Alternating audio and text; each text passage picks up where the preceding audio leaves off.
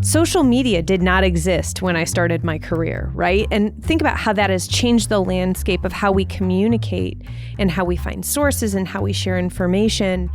But I also tell young journalists to remember, even as you are comfortable with change and as you understand that the way we do our work may evolve, to keep those core tenets of accuracy and fairness at the forefront.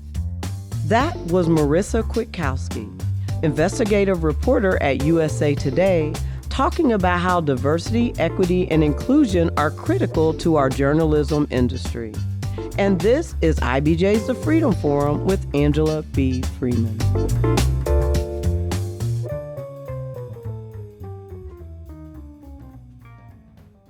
Good afternoon, Marisa, and it's so good to see you again. Thanks for joining us today on the Freedom Forum this month, and I'm so glad to have you here in the studio. Now, before we get started, will you please tell our listeners a bit about you, your educational and professional background, and any other factors that have led to you becoming an investigative reporter for USA Today? Ooh, big question. So I am a Michigan native. I've been single-minded about journalism. I had my first internship when I was 15 years old at a weekly newspaper. I have a bachelor's degree in journalism from Grand Valley State University in Michigan and a master's in business administration from Indiana University. And I've really had a pretty traditional path in journalism. I started at a smaller paper and just continued to move to different parts of the country, different positions, covering different beats, before moving full-time into investigations when I was up in Northwest Indiana. I came to Indianapolis in 2013 to work for the Indianapolis Star, where I worked until 2019 when I joined USA Today. So I'll admit, I don't know anything about journalism. This is one field that is kind of certainly outside of my wheelhouse. So I'm excited to talk today about this. You have a residence here in Indiana, so you've been doing all this fantastic journalism work from here in the Hoosier state. However, you spent a significant amount of time, like you've already said, in Michigan and Indiana, where you received your MBA from the Kelley School of Business during an evening program. And I can appreciate that because I did the same. I get so many women and diverse students who ask me about the challenges of going to evening school, the sacrifices that are required, and quite frankly, whether it's worth it. So can you explain what circumstances led to you becoming a night student and what convinced you to make that move or that leap? And how has that MBA program helped advance your career in journalism? I had known for a long time that I wanted to have a master's degree, and I really settled on business administration in MBA because I was reporting on a lot of different topics throughout my career, but business was never one of them. And it was an area where I felt like I could grow, an area where I wanted to learn more. And so it felt like filling a gap in my knowledge base by going for an MBA. And I was inspired actually by a colleague of mine from the Indianapolis Star who was getting her MBA. And I felt like the time was right. Now, with the benefit of hindsight, right, it was actually probably not the best time in my career.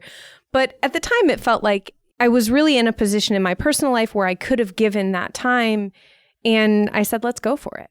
And how have you used it? What benefits do you see in your journalism career? Well, again, I think the benefit of filling that knowledge gap and understanding the way businesses think and sort of the strategies behind it, the accounting and the probabilities and all of those sorts of things operationally as well, helps me from a reporting perspective when I'm looking at businesses or looking into businesses or organizations. I think it's incredibly helpful, but I also just think it's helpful from a personal perspective. I do a lot of philanthropic work, and so it's been beneficial there in terms of leadership positions that I've held in the nonprofit realm. So it's really helped me in a lot of different ways. So when you were just starting off in your career path, what did you aspire to do? You said you were pretty single-minded about journalism, so it sounds like you knew that's where you wanted to go. But were you aware of all the career opportunities that were available to you in your field? And when did you realize you had a unique opportunity in journalism that could really change the trajectory of not just your life, but other people's lives? As I mentioned earlier, very single-minded about journalism. I don't think I understood all of the facets of journalism when I was very young. I just knew that I was very interested in people. And that's really what has inspired most of the work that I've done as a reporter, is caring about people and being interested in people and how things, policies, procedures, businesses affect people. And all of my sort of decisions that I've made in journalism have been kind of following that path. I don't think I understood the word investigative when I was starting out. I don't think I had a word. I knew that I liked doing stories that dug deeper into topics or were looking into things, but I don't think I really had the word investigative probably for the first 5 years of my career, because it wasn't something that I'd been exposed to in school in that particular frame of conversation. It evolved over time. One of the reasons I wanted to have you on this show is because you're very different than so many of the guests I've had on. You're an investigative reporter in journalism industry, which I recently learned is actually dominated by women. Now, you can tell me if that's actually true, but I saw stats that said that 53.4% of the journalists in the U.S. are women, which I'm always dealing with industries where women are always the minority. So I want to know if, A, you know that to be true, and if that affects your experience as a journalist or has over the course of time as far as being not just a journalist, but an investigative reporter in that regard. I haven't looked at the statistics, so I can't speak to what the numbers are nationally. I can tell you from my experience that there's been an evolution in journalism. When I started out, there were much more men. It was much more of a male-dominated field. I think what we're seeing today, particularly in journalism schools, I speak to a lot of journalism classes, is that there are much more women in journalism classes than there are men. And I don't know what is spurring that change, but there are certainly more women involved in journalism now, based on my personal experience, than I've seen in the past.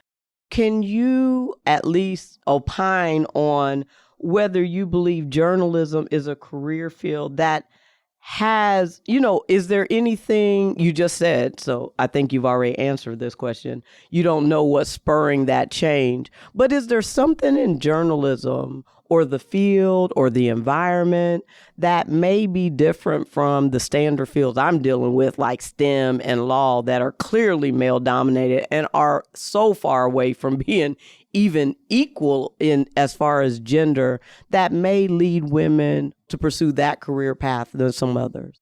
That is a great question that I do not have the answer to. I mean, I've certainly seen those disparities. I mean, when I went in the MBA program, I think there were 6 women in my cohort of 60, but I couldn't speak to the why behind, you'd have to talk to young journalists coming up to really get a sense of sort of what's spurring that interest and also what's making men who might have chosen that career field choose something else.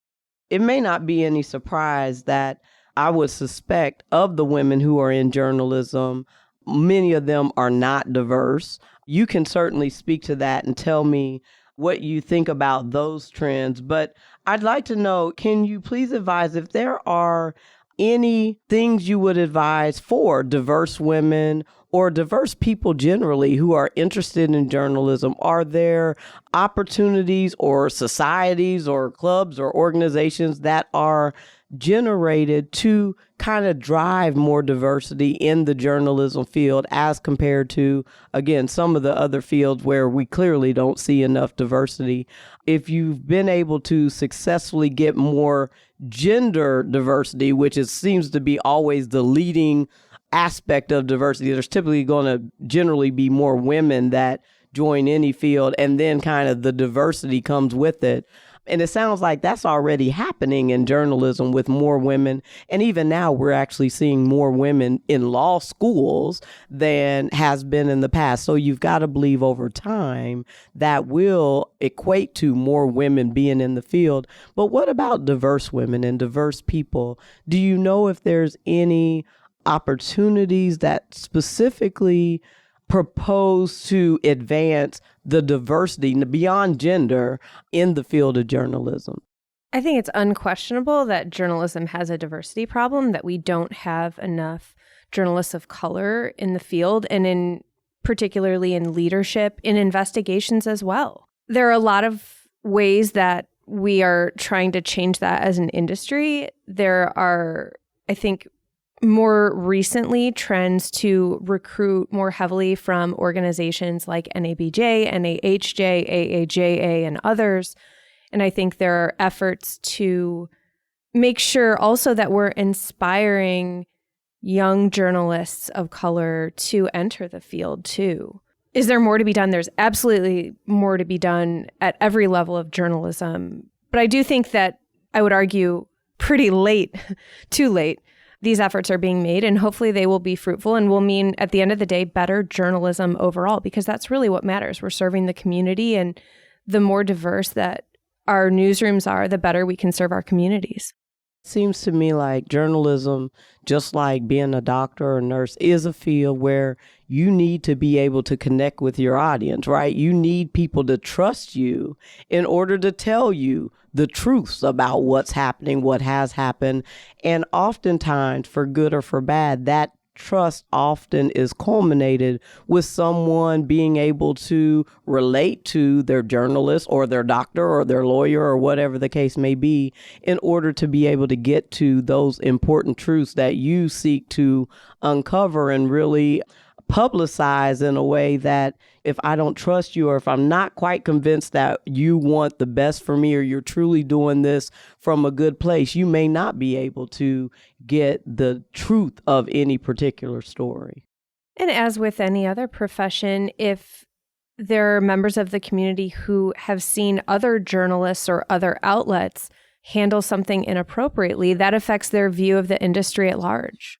So another aspect of why I wanted to bring you on this show, and a particular vantage point of diversity that many people may not appreciate, is that you really have focused your career on children and protecting children, looking for ways to protect children.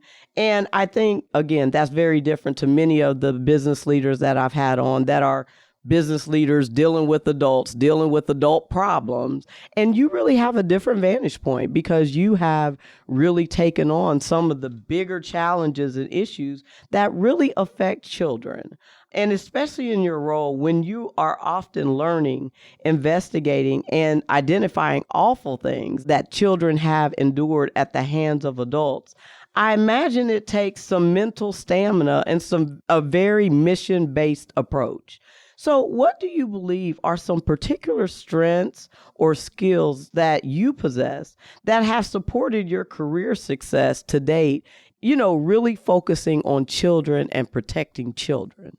I think I would start by telling you that I haven't always done it right. I started my career covering a lot of different beats, as I mentioned, before I moved into investigations full time. And I covered a lot of horrific child deaths and things like that. And I remember moments where, I would call my husband from the car crying because it was just so difficult to see the worst of humanity day in, day out. It can be an incredibly difficult challenge. What I would say, though, is that over time, you in some ways learn how to cope with that, but also you find healthy outlets. And so when I'm talking to young journalists and I'm talking to them about reporting on trauma and navigating trauma as part of their jobs, I encourage them to really check in with themselves. Because early in my career, there weren't these conversations about sort of the reporter as a person, right? It was about the work, and the work is still paramount, but it's also about being the best person as well so that you can give the best journalism. And so I encourage young journalists, when you need a break, take it. If you need to go for a walk, or if you need to find a healthy outlet for yourself. For me, it's exercise, or it's reading romance novels with a guaranteed happy ending. But finding whatever your thing is, whatever your healthy outlet is, to take you out of the work and not being afraid to make those decisions. But I think it's also important in the moment. When I'm doing interviews that are incredibly challenging, I'm not thinking about me at all. I'm thinking about them and what do they need and how can I be most supportive and most present for these conversations. All my focus is there. It's not on myself. Now it's time for a quick break.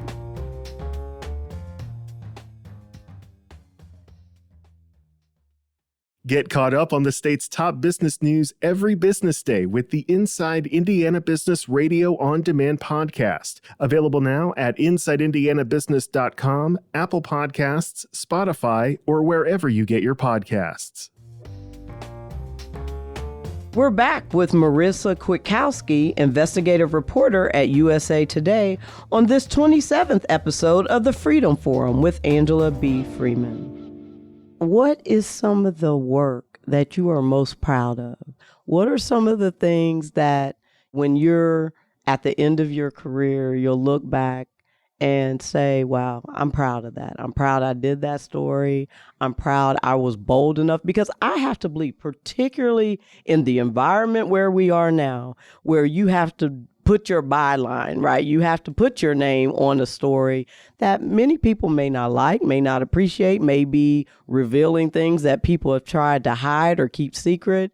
It can be a little daunting at times to consider consequences, or did I upset someone to the point that they may want to come find me or whatever. I would imagine that the climate, just because of the political climate, has changed over time from 10 years ago to now.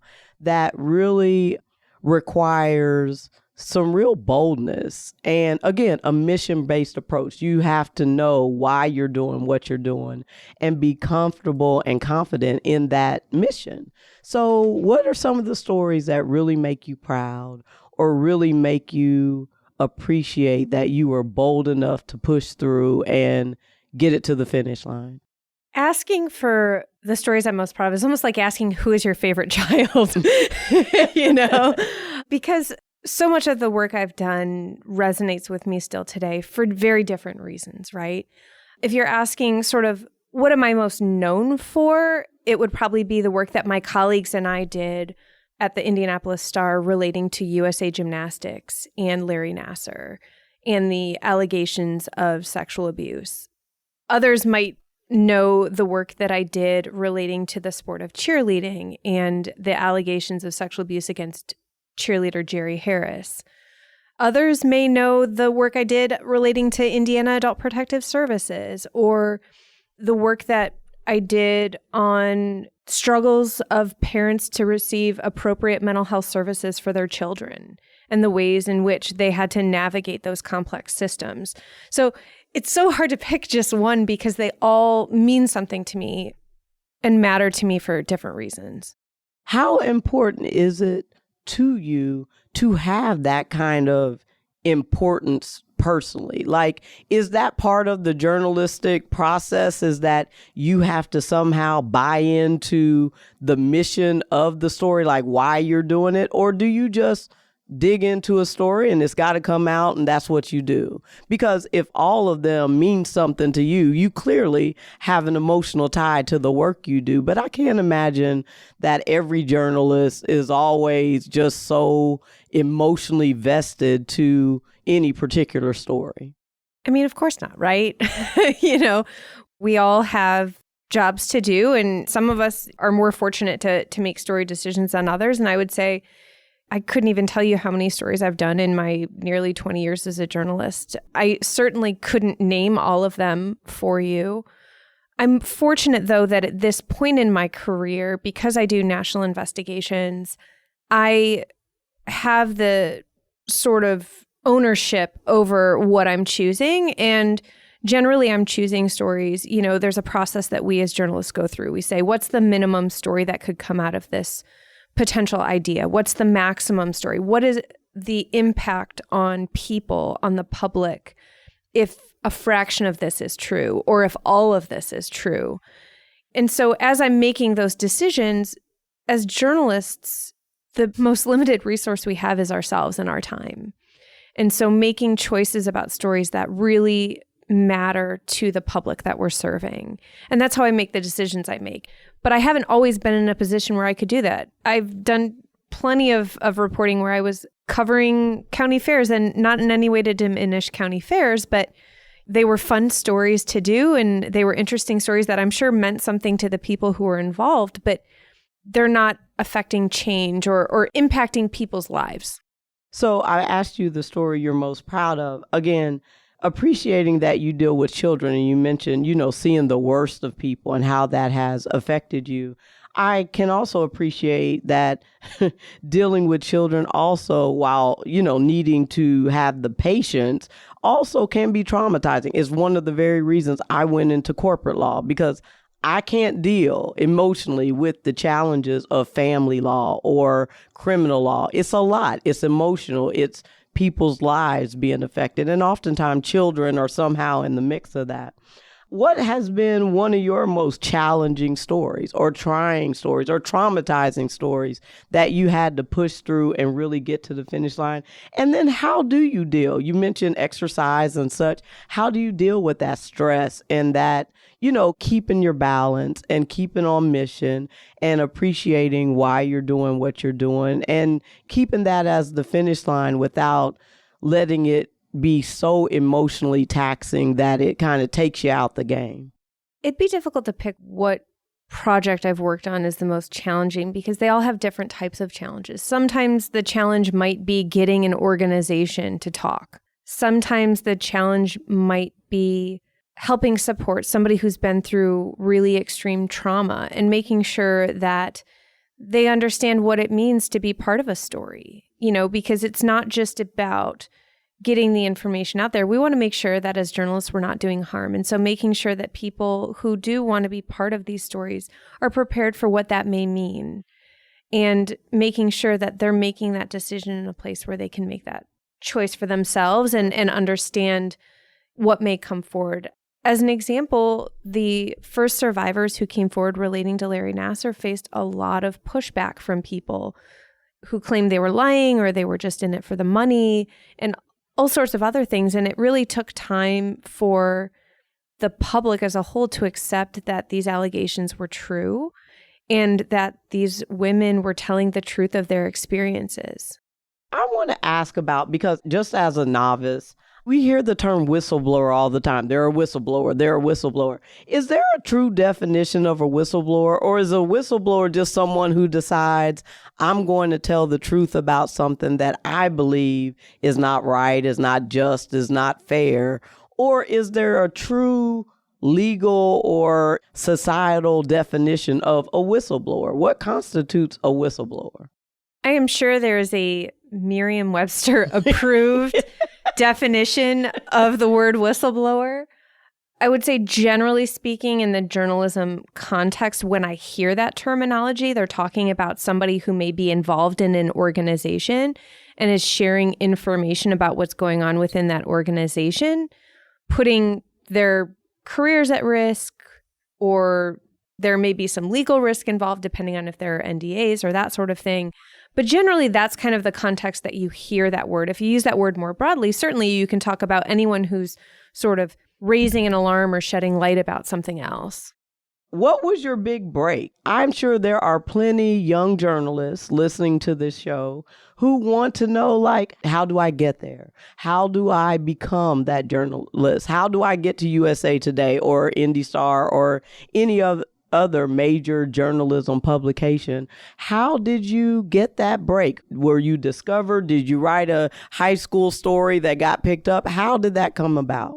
I don't think there's one right path. And so, for any journalists who are listening, who are young and who are kind of looking for the path forward, I do want to make it clear there isn't one path forward. There are people who have gotten to different positions in a variety of ways. All I can speak to is my own experience. And as I mentioned earlier, I started in this career pathway very young, and I was fortunate that I started interning at a very small weekly paper near where I lived in Michigan. And the editor of that paper knew the college advisor where I was going to school at Grand Valley State and made that connection for me. And I started doing work for the college paper while doing freelance work at the same time. And I just sort of followed the career path. And for me, getting into investigations specifically, I was able to do that because I was looking for investigative stories regardless of what beat I was given. So when I was covering education, I was looking for sort of deeper dive stories on education. When I was covering government, I was looking for those types of stories.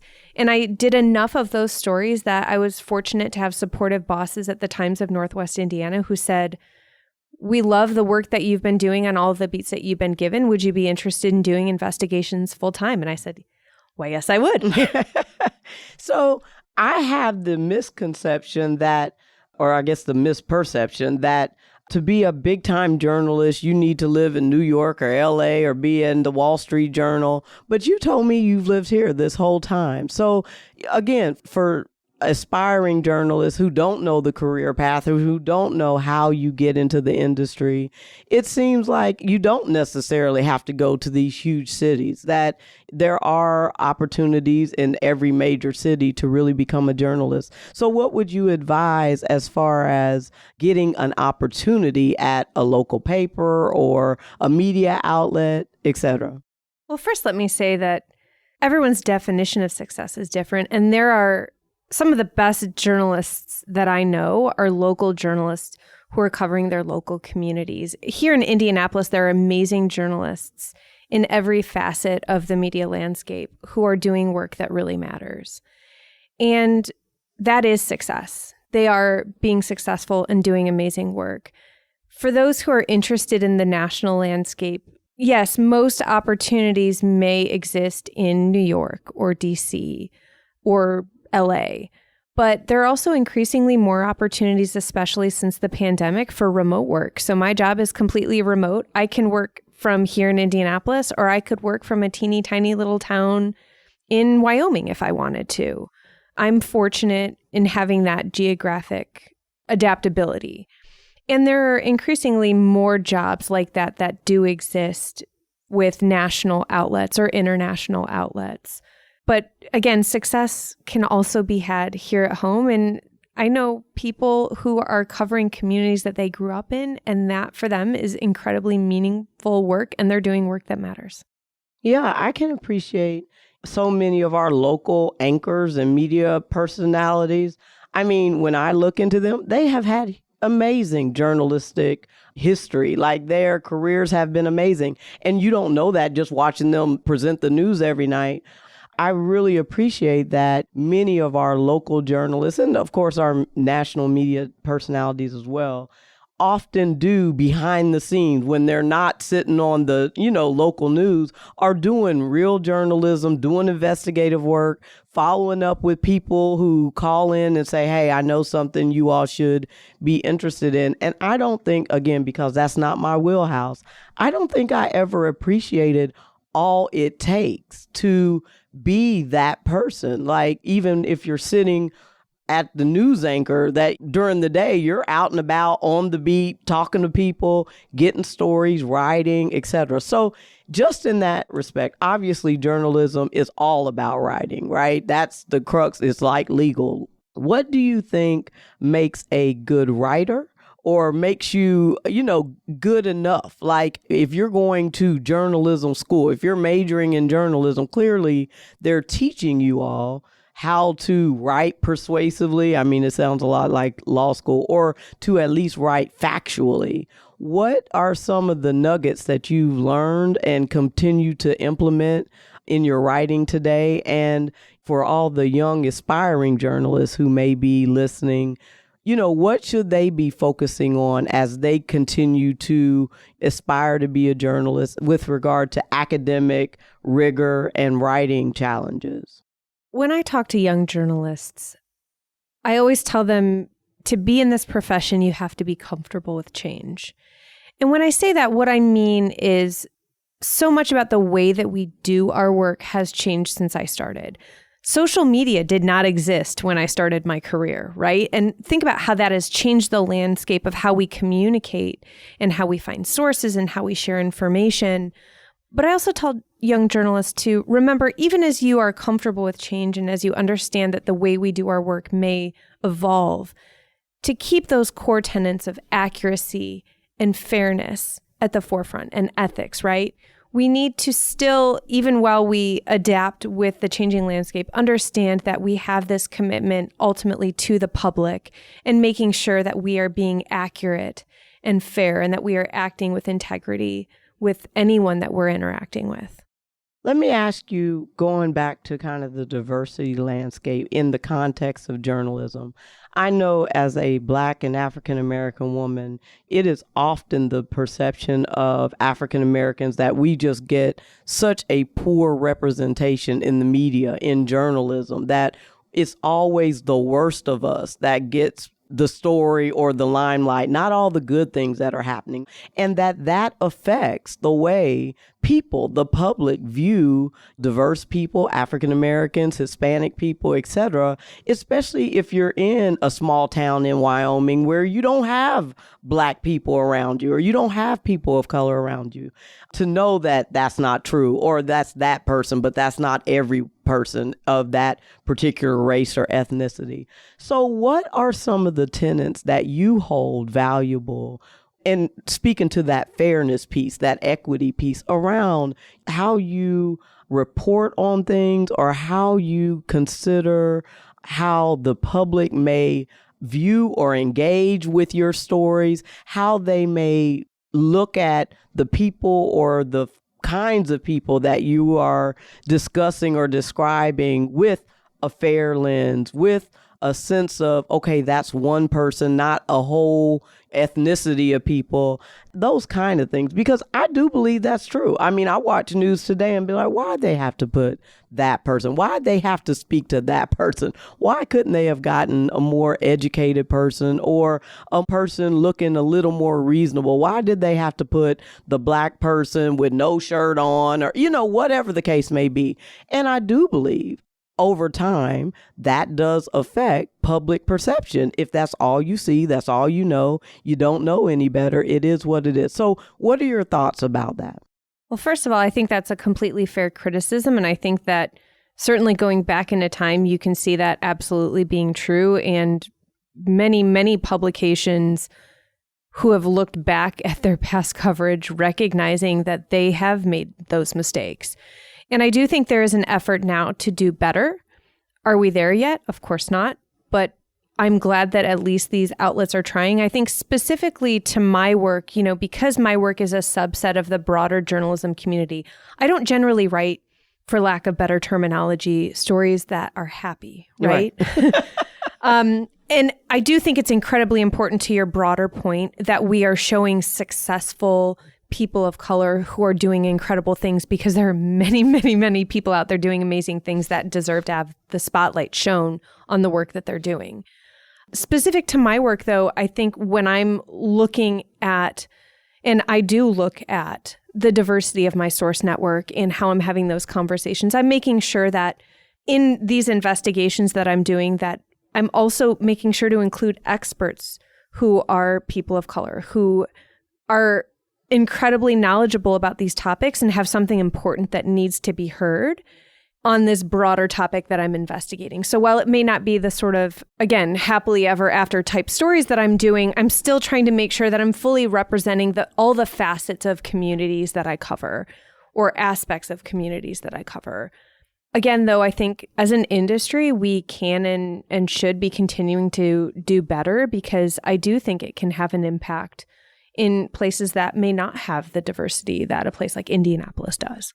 Also, I'd like to ask you about, we're now in a time, and we've heard all that, particularly during the pandemic, where some people look at one media source or one outlet for their journalistic information, another type of people look at others, and everybody can now seemingly select the truth, select what they want to believe or what's factual. How does that affect the journalist who, I would assume, is still seeking facts and truth and reality, but also appreciates that there's going to be a segment of the population, no matter how fact-based your story may be, or how many experts you have, or how many eyewitnesses you have, who simply don't believe it, or simply believe it's made up, or simply believe you've put a spin on it, or whatever the case may be. I have to believe that is a part of the evolution that you're dealing with in your field that you may or may not have been dealing with 10 or 20 years ago. Well, I don't know if you've been doing this 20 years. I have. Have you been doing it 20 Lord years? help me. Me and you both. But I have to believe that also kind of affects how you write and how you approach things. Or you tell me, how does that affect you? I mean, this could be an entire separate talk. So how do I distill this down? I think what I would say is, in some ways, there is a challenge with media literacy that exists today. And what I mean by that is that there are people who may not understand the difference between pundits, people who are paid to have an opinion, and then journalists doing the kind of work that I'm doing. And when you talk about sort of people choosing where to get their news, I imagine that what's coming to your mind when you're saying that are some of the bigger national networks like Fox News or MSNBC or CNN.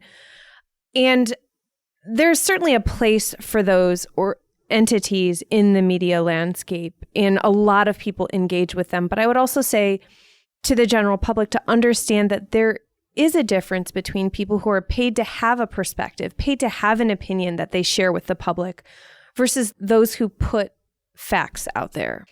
And in Indianapolis, just using Indianapolis as an example, the vast majority of journalists who work in Indianapolis are objective journalists who are paid to share the information and the truth as it exists. There are also opinion journalists who are amazing, columnists who are paid to have an opinion, but those are two different functions. And so when I have those kinds of conversations with people, I try to make sure that when people talk about the media is biased or the media doesn't this or doesn't that, to understand what we're talking about when we're talking about the media. As we begin to wrap up, I want to ask you, when you look back on your career, what would you like to see some of the changes, like some positive changes, things that you've dealt with throughout your career or during your career that, you hope 20 years from now, the younger journalists coming in won't have to deal with? And what are some things that you hope continue to be pillars of your field, that young journalists continue to remain true to some of those features and aspects of just doing good work, just being a good journalist, just being fact-based and people digest it however they digest it? What are your thoughts? Young journalists continuing to focus on the core tenets of our profession, on being accurate and being fair and being ethical in the way that we do our work. In terms of things that I would love to see go away, we touched on this a little bit when we were talking about my colleagues who are journalists of color, but the vitriol in particular that the female journalists of color that I know deal with on social media or in their inboxes from people who feel emboldened somehow to speak to them that way, I would love to see that go away. I think that's probably, maybe I'm dreaming a little too big, but I think that the kind of horrible things that they've had to endure in the course of just doing their jobs and doing their jobs really well has been incredibly unfortunate. And I would love to see that go away. And I would love to see, again, that commitment to good work continue, because we've seen nationally the number of local journalists has gone down. And it's such incredible work that happens at the local and hyper-local levels. And I would love to find a way to sustain those business models so that work continues. I just want to ask you, follow up on your question about the vitriol that your women of color colleagues get. Is that also a function of social media in a way that wasn't previously? Or have journalists always been a bit accessible where, it's just a nasty letter versus an email or a text message or somebody on your DM on some social media platform? I certainly think that we are more accessible than we ever have been. But I would also say that if you compare it to the communications that male colleagues get, or even myself or other white female colleagues, we don't experience that same level. And I'm speaking in generalities, right? I mean, there are individual cases that are different. But speaking broadly, I would say that what they experience is much different and much more challenging.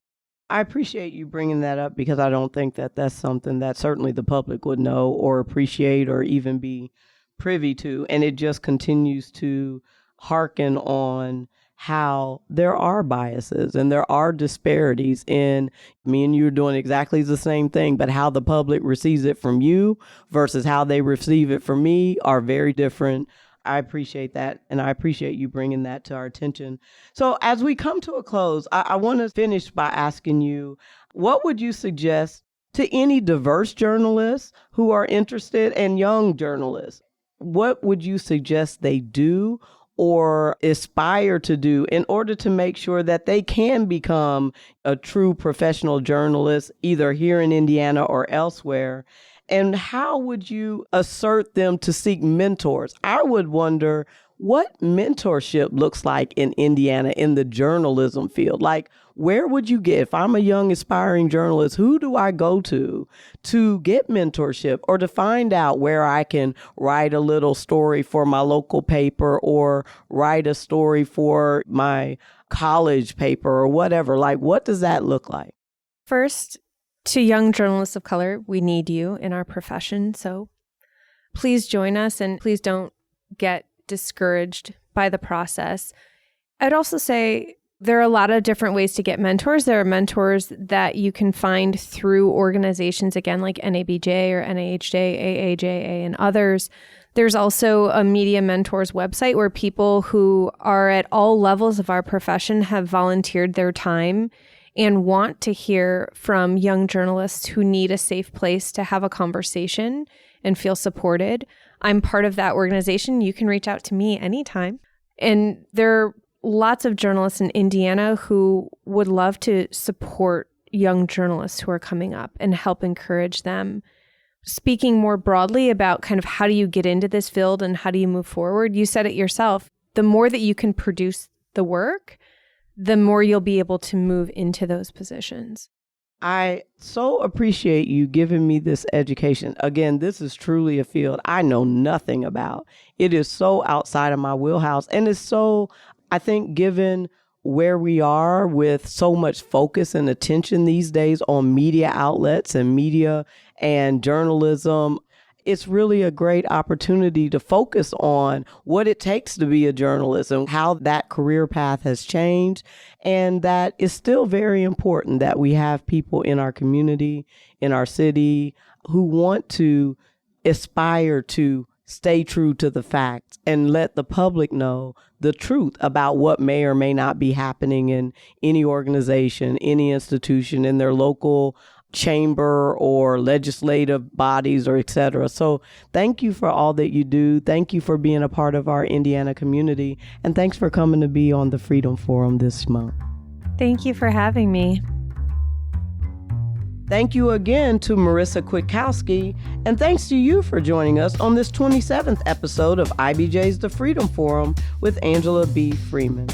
Please come back next month for another conversation about diversity, equity, and inclusion in the Central Indiana business community.